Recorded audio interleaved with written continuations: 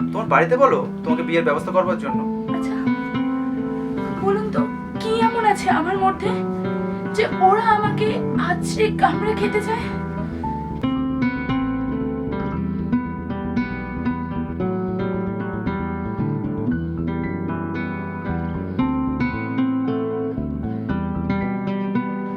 মে come sir. Yes. আপনি আমাকে ডেকে পাঠিয়েছিলেন? হ্যাঁ মিস প্রীতি, নেক্সট প্রজেক্টের টেন্ডার ফাইলটা রেডি করতে বলেছিলাম, সেটা গতকাল জমা করার কথা ছিল, করেননি কেন? আমি আজকে দিয়ে দিচ্ছি স্যার। সরি, কাল একটু প্রবলেম ছিল, এর জন্য করতে পারিনি। বাইরের প্রবলেমগুলো অবশ্যই বাইরে রেখে আসবেন। Sorry sir. ওকে ঠিক আছে, এখন তুমি যেতে পারো। আর হ্যাঁ বলছি, তোমার কাছে কোনো মেয়ের সন্ধান আছে? মানে এই বাড়ির কাজকর্মের জন্য আর কি। হ্যাঁ, আপনি চাইলে আমি করে দিতে পারি, মানে অফিসে আসার আগে। কি আপনি আমার বাড়ির ঘর মুছে কাপড় কাচার কাজ করবেন? ও মেডি সার্ভিস চাই? হ্যাঁ, আসলে আমার বোন সিমরান, তার বেবি হবে তো, তাই মা একটু ব্যাঙ্গালোরে গেছে বোনের কাছে, বাড়িতে একটু কাজকর্মে খুব অসুবিধা হচ্ছে, সেই কারণেই বলছি যদি আপনার কাছে যদি কোনো পরিচিত মেয়ে থাকে একটু যদি। হ্যাঁ আছে তো, আমি কালকেই পাঠিয়ে দেবো। ওকে ওকে। আর বলছি অফিসের কাজটা কমপ্লিট করে একটু তাড়াতাড়ি সাবমিট করুন। Okay sir. Okay, you may go নাও।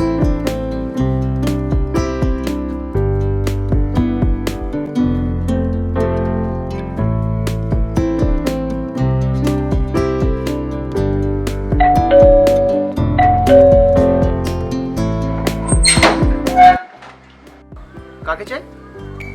আমি কমলা। প্রীতি দিদি বললো আপনার নাকি কাজের লোক দরকার। ও হ্যাঁ হ্যাঁ হ্যাঁ, ঠিক আছে, আসো আসো, ভিতরে এসো, ভিতরে এসো।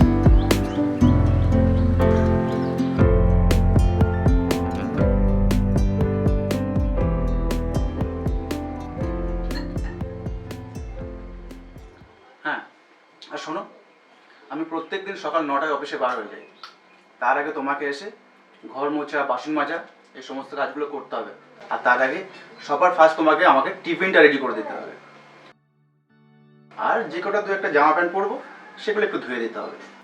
আর বিকালে? বিকালে আপাতত কিছু করতে হবে না, কারণ আমি ফিরতে অনেক রাত হয়ে যায় তো, মা আসলে বাকিটা দেখা যাবে। ঠিক আছে। আর মাইনে কত দিতে হবে? আপনি প্রীতি দিদির স্যার, আপনাকে আর কি বলবো, যা ভালো বুঝবেন তাই দেবেন। বেশ, আপাতত 1000 দিতে পারবো। ঠিক আছে, তাহলে আজ থেকেই কাজ শুরু করে দিই। ওকে। আচ্ছা, কিচেনটা কিন্তু এইদিকে। কিরে তুই হুট করে এইভাবে ঘরের মধ্যে ঢুকলি যে? আসলে দাদা বাবু, আমি বুঝতে পারি।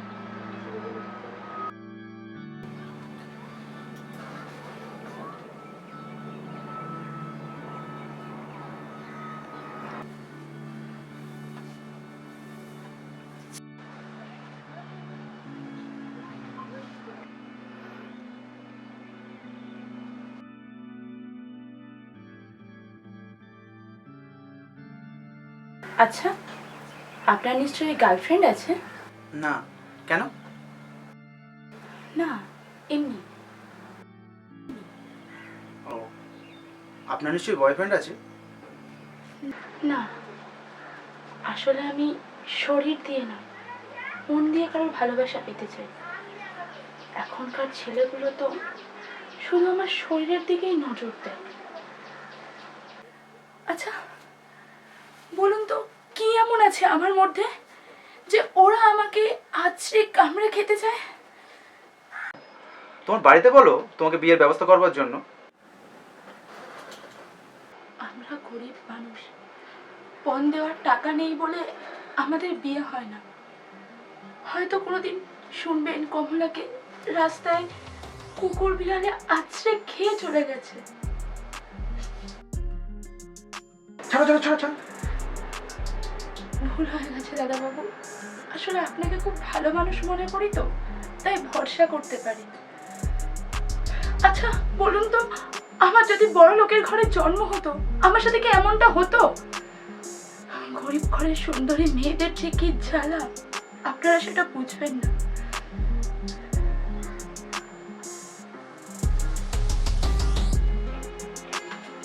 দেখি দেখি কি হলো তোমার? কি হলো? কিছু না, আসলে কি বলুন তো, ঠিক মতো খাওয়া হয় না তো, তাই একটু মাথাটা ঘুরে গেছে। আপনি চিন্তা করবেন না, আমার না খেয়ে থাকার অভ্যাস আছে।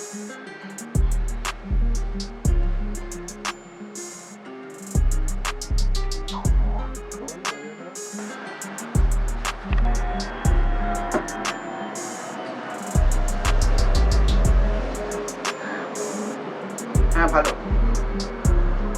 শোনো না মা, বলছি তোমার সাথে না কিছু জরুরি কথা আছে। তুমি কখন ফিরছো? আচ্ছা ঠিক আছে।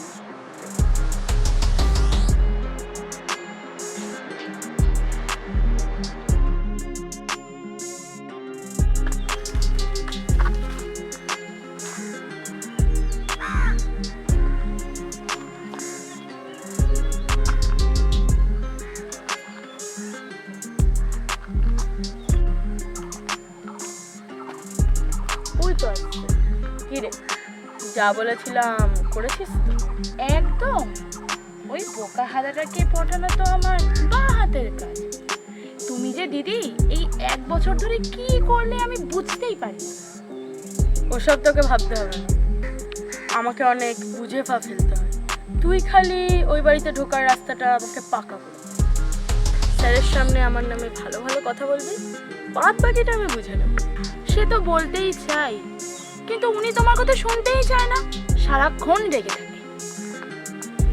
তিনি যদি আমার উপরে খুশিই থাকতেন, তাহলে কি 3000 টাকা দিয়ে তোকে ওই বাড়িতে দালালি করতে পাঠাতাম?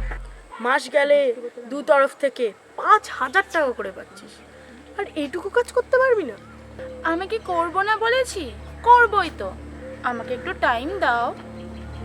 ওকে, আমি অফিস থেকে এমার্জেন্সি কল বলে এসেছি, তুই তাড়াতাড়ি চলে যাস। আশেপাশে কেউ যেন তোকে না দেখতে পারে। আসি। বোকা তুমি প্রীতি দিদি, বিড়ালকে দিয়েছো মাছ সামলাতে।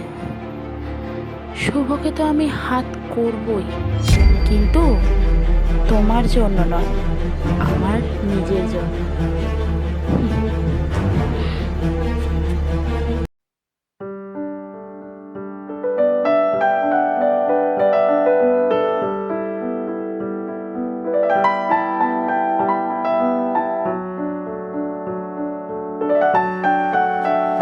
আপনি আমাকে ডেকেছেন sir? Thank you so much. কেন? আপনি আমার চোখ খুলে দিয়েছেন, আমি বিয়ে করতে চলেছি। সত্যি? হ্যাঁ, আর আপনি না থাকলে এই বিয়েটা সম্ভবই হতো না। তাই ভাবছি বিয়ের ইনভিটেশন কার্ডটা আমি ফার্স্ট আপনাকেই দিই। কার্ড? কার্ড ছাপানো হয়ে গেছে? বিষয়টা খুব তাড়াতাড়ি এগোচ্ছে, কারণ মা আসলে আমাদের বিয়েটা ধুমধাম করে হবে, আর আপনাকে কিন্তু এর দায়িত্বটা নিতে হবে। সেই জন্যই তো আপনাকে ডেকে পাঠালাম। এই নিন আমার বিয়ের কার্ড। আর আপনাকে কিন্তু আমার বিয়েতে সকাল থেকে রাত পর্যন্ত থাকতে হবে।